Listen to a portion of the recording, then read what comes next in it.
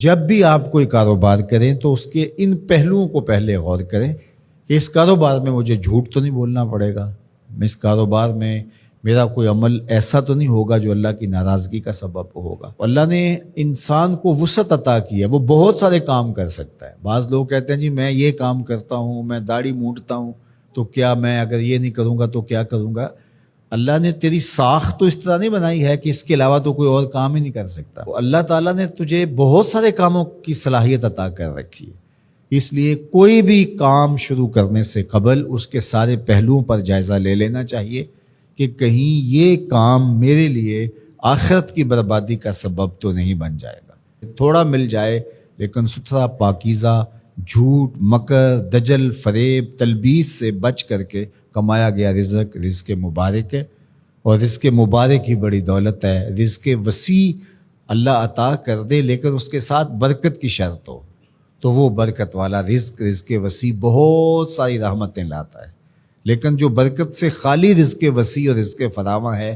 وہ ہمیشہ بے برکتیاں لاتا ہے اور زندگی کے اندر تلخیاں پیدا کرتا ہے۔ تو اس لیے میں تو جب بھی دعا مانگتا ہوں کہ اللہ میں رزق حلال، رزق وسیع، رزق سہل اور رزق مبارک عطا کرنا، تو رزق مبارک اللہ سے مانگو جو برکت والا رزق ہے۔ تو وہ برکت والا رزق وہی ہے جس طرح اس حدیث میں آیا کہ جس کو حاصل کرنے کے لیے جھوٹ کا سہارا نہیں لیا گیا، جس رزق کے حصول کے لیے کسی درجے میں کوئی جھوٹ بولا گیا ہے تو وہ رزق مبارک نہیں ہوگا، وہ رزق وبال جاں بن جائے گا، وہ بے قراری قلب کا ذریعہ بنے گا، اضطراب باطن کا سبب بنے گا، بے چینی کا سبب ہوگا،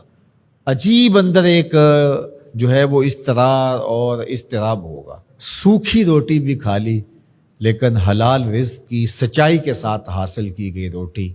وہ آپ کو تسکین فراہم کرے گی، وہ آپ کو قرار باطن عطا کرے گی۔ پھٹے پرانے کپڑے ہیں، شکستہ کپڑے ہیں، کوئی بات نہیں ہے، سچائی کے ساتھ، سچ کے ساتھ حاصل کیے گئے ہیں، لیکن عالی نصب پوشاک بھی پہن لی اور اس کی قیمت کا کوئی لباس پوری تقریب میں کسی کے پاس نہیں تھا، لیکن وہ جھوٹ سے، مکر سے حاصل کیا گیا تھا، تو اس کے تارو پود صاحب لباس پر لانتیں کر رہے ہوں گے اور وہ قیامت کے دن مواخذے کا ذریعہ ہوگا۔ عمومی طور پہ مزاح میں لوگ جھوٹ بولتے ہیں،